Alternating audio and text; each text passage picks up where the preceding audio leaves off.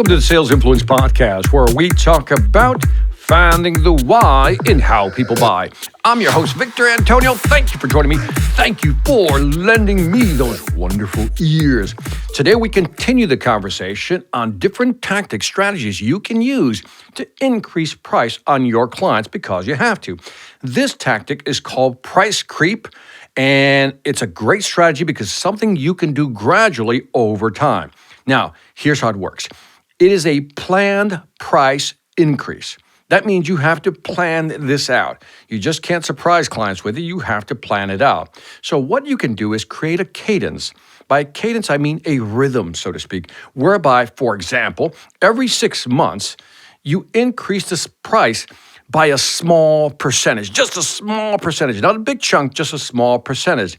So for example, you may want to increase the price by 2% on all your products every 6 months, right? Every 6 months, that's your cadence. You're going to increase price by 2%. Now, a lot of big corporations do this. They increase prices slowly over the year. These are planned price increases. Now, 2% increase every 6 months over a 2-year period is 8%.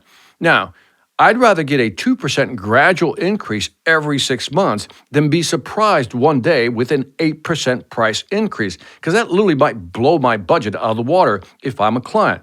So there's an advantage here using this price creeping strategy. Advantage number 1, you avoid sticker shock. By doing it slowly over time, the customer gets used to these small increases. So again, it's not this big 8%, it's just this gradual 2% every 6 months, for example. Advantage number 2 of this strategy, you condition the client. This is important.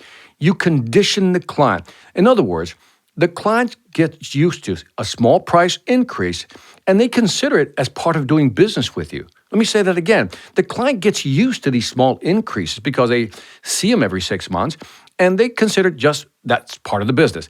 Clients know that prices will go up over time, but seeing those gradual price increase, again, you avoid sticker shock and the customer gets used to seeing that.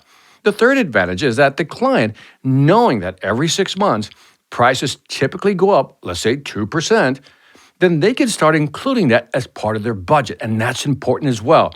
Customers don't like surprises. So if you can avoid sticker shock, condition them slowly over time that prices will increase by a given percentage, they can then budget for that in their next year or next quarter budget. And this reduces that, I'll say, anxiety on their side without being shocked. Now, this comes with a warning. This whole price creep strategy comes with a warning, and that is, over time, you're going to increase prices, but eventually it's going to become noticeable, and you may, qualifying word there, you may price yourself out of the market against similar competitors. So again, increasing your prices slowly over time makes sense. Doing it slowly, as opposed to really jolting the customer, is an advantage. But keep in mind that over time, sometimes we don't notice it, that we're increasing our prices so much gradually over time that we eventually price ourselves out of the market. So let's be careful when you're using this price creep strategy.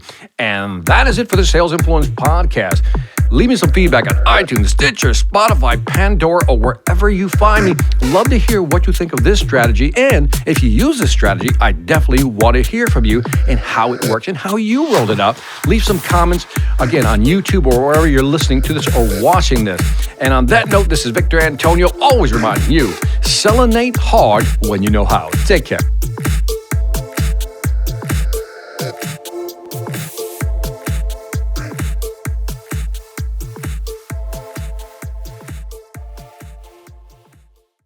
Hi, I'm Victor Antonio. I'm an author, sales trainer, and keynote speaker. I'm often asked, what makes a great speaker? Is it someone who delivers real content that the audience can use? Is it someone who engages the audience so they're part of the learning experience? Or is it someone who can motivate an audience to push them beyond their comfort zone and discover new abilities? The answer is yes. But the most important thing to remember is that I'm not there to look good. I'm there to make my client look good. Simply put, it's never about me, and it's always about them.